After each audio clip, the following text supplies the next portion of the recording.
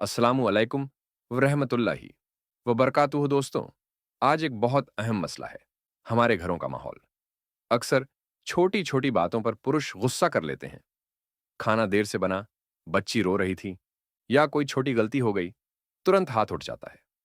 बताइए, क्या यह सही है? हमारे नबी सल्लल्लाहु अलैहि वसल्लम ने पूरी जिंदगी अपनी किसी भी पत्नी पर हाथ नहीं उठाया। यही है असली सुन्नत। नबी मोहम्मद सल्लल्लाहु अलैहि वसल्लम का उदाहरण।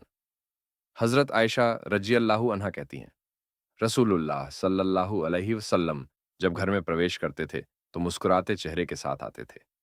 सोचिए, सबसे महान इंसान, सबसे बड़ा मुकाम रखने वाले घर में मुस्कान के साथ आते थे। और हम घर में जाते ही सब लोग डर जाते हैं। कुछ लोग फखर से कहते हैं, मेरा रौब ऐसा है कि घर वाले कांपते हैं। क्या ऐसी सोच सही है? हम नबी सल्लल्लाहु अलैहि वसल्लम के उम्मती हैं, फिरौन की औलाद नहीं। गैरत और जुल्म का फर्क कुछ पुरुष समझते हैं कि पत्नी को दबाकर, डांट कर या मारकर गैरत दिखाई जाती है। लेकिन यह गैरत नहीं, यह बद अखलाकी है।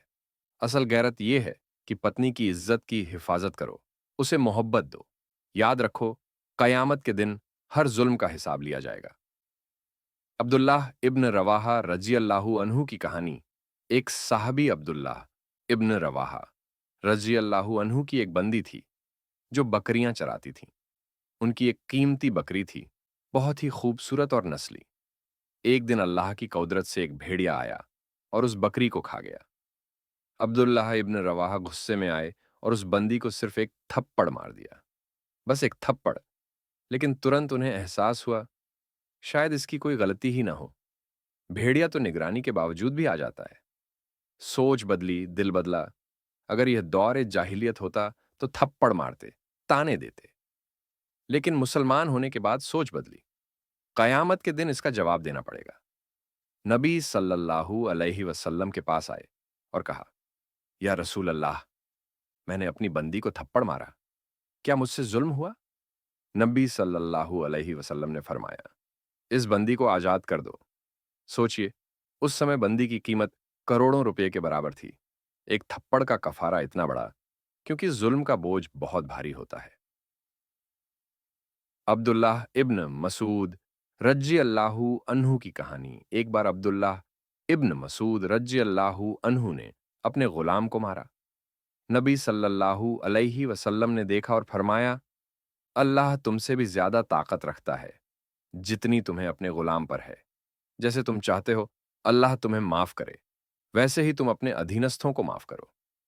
अब्दुल्लाह इब्न मसूद रजी अल्लाहु अन्हु डर गए और तुरंत कहा, या रसूल अल्लाह, मैं अल्लाह के लिए इस गुलाम को आजाद करता हूं। देखा, एक छोटी मार का नतीजा, कीमती गुलाम को आजाद करना पड़ा। सबक। जुल्म करना आसान है, लेकिन उसका हिसाब बहुत कठिन है। आज का समाज, आज हमारे समाज का हाल क्या है? दुनिया में कहीं ना कहीं महिलाएं पुरुषों पर जुल्म करती हैं, और कहीं से शिकायत आती है कि पुरुष महिलाएं पर जुल्म करते हैं। मतलब, हर जगह कुछ ना कुछ कमी है। लेकिन इस्लाम का पैगाम दोनों के लिए है, ना पुरुष जुल्म करे ना महिला। एक मुसलमान महिला की सबसे बड़ी खूबी उसकी वफा है। बीमार पति का भी साथ नहीं छोड़ती, उसका ख्याल रखती है। आप खुद बताइए, ऐसी वफादार महिला को ताने देना, मारना, जुल्म करना, क्या यह इंसाफ है? निष्कर्ष भाइयों और बहनों, याद रखो, पत्नी को डांटना, ताने देना या हाथ उठाना, यह सब जुल्म है।